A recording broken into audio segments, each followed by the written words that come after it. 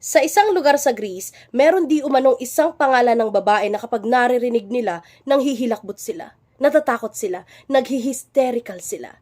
Isa siyang cursed creature na nananatiling nakatago sa kanyang madilim na lungga dahil sa kanyang nakakakilabot na itsura. Katunayan, marami na raw sa mga warriors ang nagtangka na patayin siya, pero wala ni isa sa kanila ang nakakabalik ng buhay. So, the who ang ate girl na ito? Correct! Medusa. Marami sa atin ang nakakakilala kay Medusa bilang isang villain character. Isang masamang karakter sa movies o kwento na may snaky hair or serpentine hair katulad ni Valentina sa Darna. Pero ilan nga ba sa atin ang nakakaalam kung ano talaga ang nangyari kay Medusa? Bakit siya naging halimaw? O kung halimaw na ba talaga siya? Story time. Ayon sa myth, si Medusa ang isa sa pinakamagandang babae sa balat ng lupa. Anak siya ni Phorcys at Sito na mga primordial sea deities. Ibig sabihin, mga original gods sila kasama ng mga titans. Baka iba na namang titan ang alam nyo ha. Sa mythology, ang primordial deities ay pinaniniwalaang mga unang umusbong o unang lumitaw sa universe. Tinatawag silang proto-gods or proto-genoi na ang ibig sabihin ay firstborn or original gods. Si Phorcys na ama ni Medusa ay isang sea god at si Sito naman na ina niya ay isang sea goddess. So bago ko ipagpatuloy ang aking kwento ay gusto ko lang malaman ninyo na maraming versions ang kwento ni Medusa. So pwede nyo pong i-check, basahin yung ibang versions ng kwento niya. Okay, so balik tayo. Si Medusa di umano ay ipinanganak na normal na bata. Ibig sabihin, isa siyang mortal. Pero may dalawa siyang kapatid na sina Steno at Uriel na mga Gorgons. Ang mga Gorgons ay mga nilalang na half human at half snake. Bata pa lamang si Medusa ay talaga namang devoted na siya kay Athena na goddess of wisdom and warfare. Katunayan, kapag naglalaro sila kasama ng mga kapatid niya, ay siya yung nagpe-pretend, siya yung nag-a-act as Athena at yung dalawang kapatid niya na Gorgons ang villains. Kasama nila sa paglalaro si Euthycles na naging boy best friend ni Medusa. Inseparable daw ang dalawa, ibig sabihin, kung nasaan yung isa, naandun din yung isa. Habang lumalaki sila, kapansin-pansin na ang taglay na kagandahan nitong si Medusa. Kaya nga raw na humaling sa kanya si Euthycles dahil tinamaan daw siya ng pana ni Eros na god of love and desire.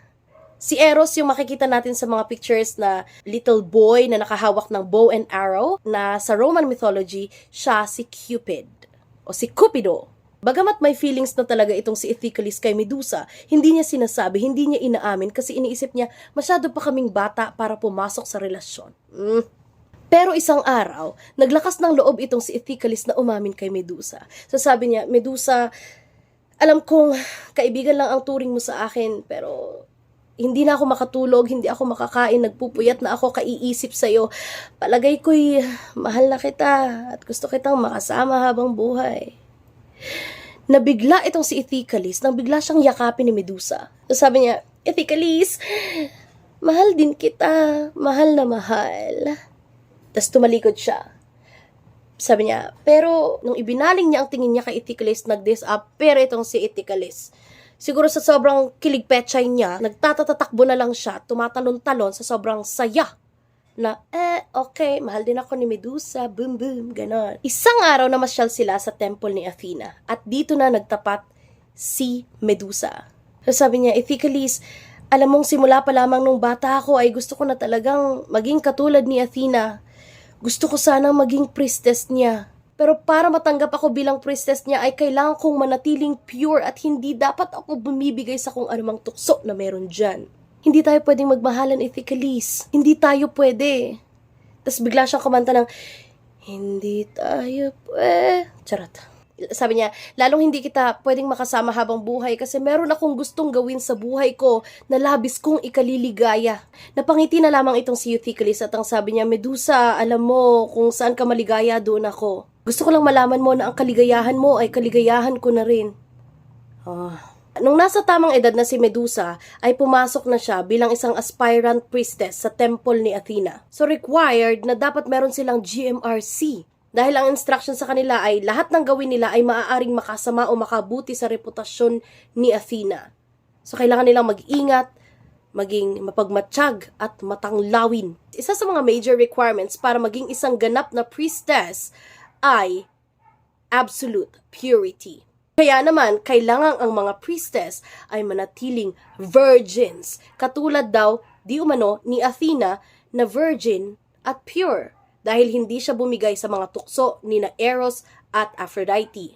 Ang mga pagsubok na binibigay sa mga aspirant priestess ay talaga namang mahirap. Hindi lahat nakakapasa. May mga bumibigay din sa tukso. Bagamat ka mahirap ang mga pagsubok doon sa templo, nang malaon ay naging isang ganap na priestess itong si Medusa. Siya nga ay inilarawan bilang isang perfect priestess o two perfect priestess. Kaya kapag nagsasagawa sila ng ritual sa Temple of Athena, marami sa mga devotees ang nakatingin sa kanya. Remember, maganda si Medusa at meron pa siyang mahabang hair na shining, shimmering, and splendid. So parang chismis, mabilis kumalat ang balita na merong isang priestess na sobrang ganda at sobrang kintab pa ng buhok. Naging bukang bibig siya ng mga devotees, lalo na ang kanyang beauty and perfection. Kaya naman sa tuwing nagpe-perform ang mga priestess at naandun si Medusa, ay laging maraming tao. Pero, ang atensyon nila ay nakatuon kay Medusa. Sa isa sa mga daily rituals, naisip ni Athena na dalawin ang kanyang templo. Kaya naman, tuwang-tuwa siya nang makita niya ang libo-libong devotees na naandun sa kanyang temple. Pinupuri siya, sinasamba siya. So habang masaya siya na pinagmamasdan yung kanyang mga devotees, biglang may isang lalaki na sumigaw ng, "Medusa! Napakaganda mo! Yung buhok mong napakahaba ay talaga namang napakaganda, hindi katulad ng kay Athena. Mas maganda ka pa kay Athena," ganon. So nagalit si Athena. Na-realize niya, kaya pala ang mga tao ay pumapasok sa aking templo para makita itong si Medusa. Pinigil ni Athena yung tukso na magalit siya sa pagkakataong iyon dahil naisip niya, hindi na makasalanan ni Medusa kung bakit nagkakaganon ang mga tao dahil talaga namang maganda siya. At sa lahat ng mga priestess, siya lang ang gumagawa ng tama at napaka-smooth na trabaho. Hindi ko naman masisisi ang mga tao kung bakit ganun ang tingin nila kay Medusa. Samantala, sa Mount Olympus, napansin ni Poseidon na bakit parang bilasa itong si Balisa, my goodness, balisa si Athena, hindi bilasa. Si Poseidon ay isa sa mga 12 Olympian god na kinikilala bilang God of Sea, Earthquakes, and Horses. Siya yung laging may hawak ng trident na may 3-prong spear. Ayun na nga, nakita niya na, teka lang, bakit balisang-balisa itong si Athena at mukhang nagagalit at mukhang naiinis? Bakit kaya? Remember, si Athena at saka si Poseidon ay meron na talagang alitan noon pa man. Nagkaroon sila ng pagtatalo sa kung sino ang magiging patron god ng mga tao sa isa sa mga lungsod sa region of Attica. Nanalo sa contest na iyon si Athena, kaya naman pinalitan ang pangalan ng lungsod at ginawa itong Athens na hango sa pangalan ni Athena. Kaya hindi mamatanggap ni Poseidon ang pagkatalo niya, kaya nag-isip siya ng paraan para maghiganti kay Athena. Sa Mount Olympus nga ulit, napansin ni Poseidon na, wait lang, nakatuon ang tingin ni Athena doon sa pinakamagandang priestess niya. Tapos may tumunog, ting, ganon. Sabi niya, mukhang pwede kong gamitin itong si Medusa para maging isang kasangkapan sa aking paghihigante. Sisirain ko ang reputasyon nitong si Athena sa pamamagitan nitong pinakamaganda niyang priestess. Ganon. So ginugol ni Poseidon ang mga araw para manmanan, pagmasdan itong si Medusa, at sa hindi inaasang pagkakataon, pati si Poseidon ay nagkaroon ng pagkahumaling kay Medusa dahil sa kanyang beauty. Samantala si Medusa naman ay sige pa rin sa kanyang normal life. Wala naman siyang idea na minamanmanan na pala siya ni Poseidon. Hanggang sa dumating yung time na pumunta itong si Medusa sa tabi ng dagat. Habang naglalakad-lakad itong si Medusa, may narinig siya na tumatawag sa kanyang pangalan. At ang sabi ay, Medusa, Medusa, ganon. Siyempre, for the shock ang person kasi sabi niya, mag-isa lang ako dito sa tabi ng dagat. Pero bakit may tumatawag sa aking pangalan? Nang biglang lumitaw si Poseidon at nagtago pala siya sa mga waves. Nagpakyut siya ngayon kay Medusa. Pero sabi ni Medusa, okay, pogi, check.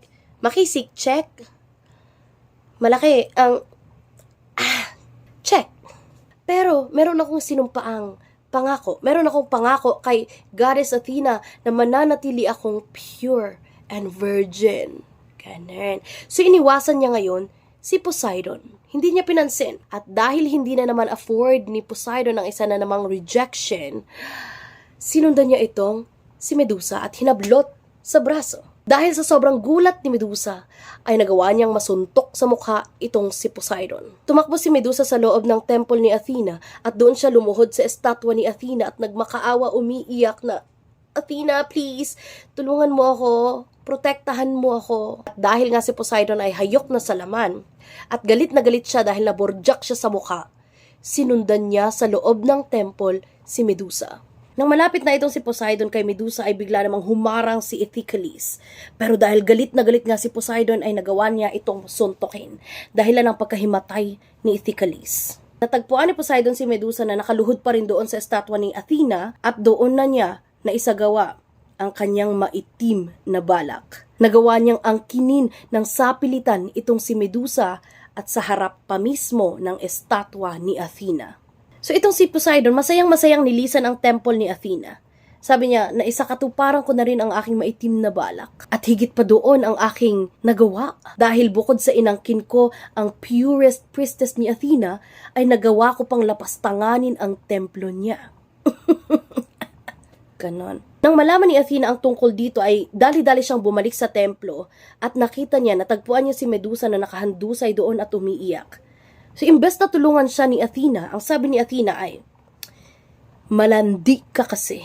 Kung hindi ka siguro mayabang na ipakita sa akin na mas nahuhumaling ang mga lalaki sa'yo, ang mga tao sa'yo, di sana hindi nangyari sa'yo yan. Tingnan mo nga at dahil sa'yo maraming tumiwalag na devotees sa path of virtue and purity.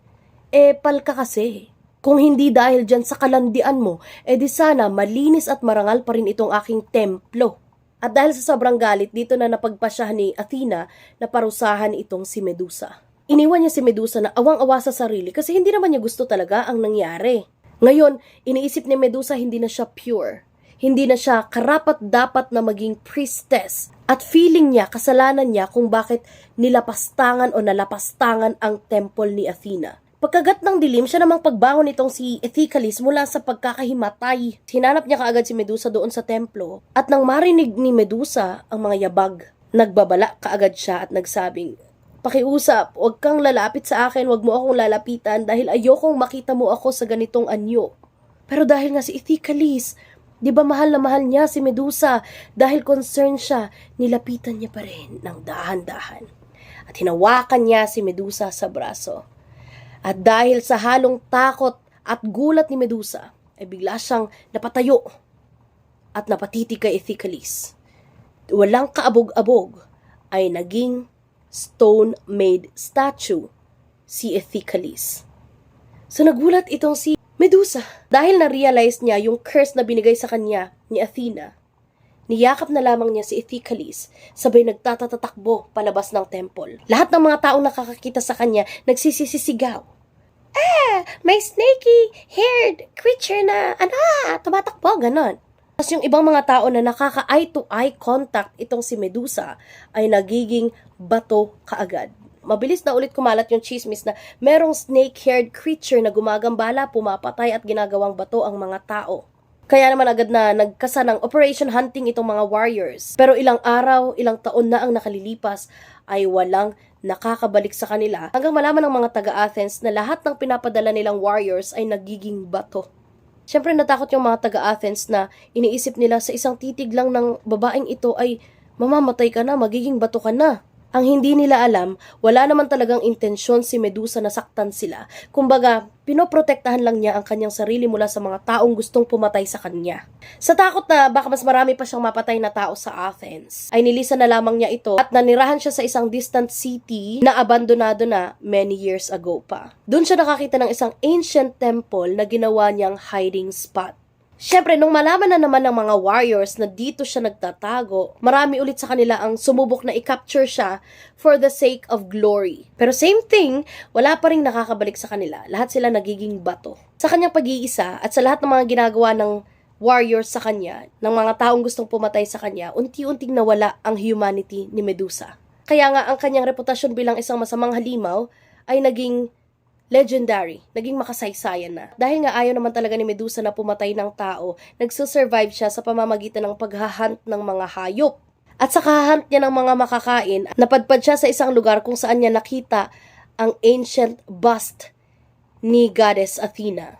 Na-realize ni Medusa na siguro dito dating nakatira si Athena. At dahil nga mahal na mahal niya si Athena, nagkaroon sila ng reunion kahit sa bust na yon, ay bumalik siya sa dating gawi. Nagsimula siyang alagaan ang temple at muli niyang sinamba si Goddess Athena na anak ni Zeus. Bagamat miserabling namumuhay si Medusa sa kanyang lungga, hindi pa rin niya nakakalimutang maging isang noble woman. Samantala, habang si Athena ay nasa kanyang heavenly residence, hindi niya maiwasang tumingin at tingnan ang ginagawa nitong si Medusa. So sabi niya, hindi ko to pwedeng ipagwalang bahala kasi ginagawa niya yung mga dapat niyang gawin kahit walang nakakakita. Kaya sabi niya, Medusa, pasensya ka na kung ganyang curse ang binigay ko sa'yo. Irreversible pa naman. Ibig sabihin, hindi na niya pwedeng bawiin yung sumpa na binigay niya kay Medusa. Nang nagsasagawa si Medusa ng isa sa kanyang mga rituals, nakarinig siya ng yabag doon sa kanyang lungga. So nabuhay na naman sa diwa niya ang pagiging beast kasi alam niya meron na namang nagtatangkang pumatay sa kanya. Noong makita niya kung sino ang nakapasok doon sa kanyang lungga, dahan-dahan siyang pumunta para sana'y dahan-dahan ding atakihin siya. Pero nagulat siya nang makita niya yung warrior na hawak-hawak yung shield o yung kalasag ni Athena na ipinamana sa kanya ni Zeus. Sa sobrang linis at kintab ng shield na yon, aakalain na ito'y isang salamin. Kaya naman sa pamamagitan ng reflection nito, ay nakita ng mandirigma na nasa likod niya si Medusa. Kaya naman agad siyang tumalikod at pinutol ang ulo ni Medusa.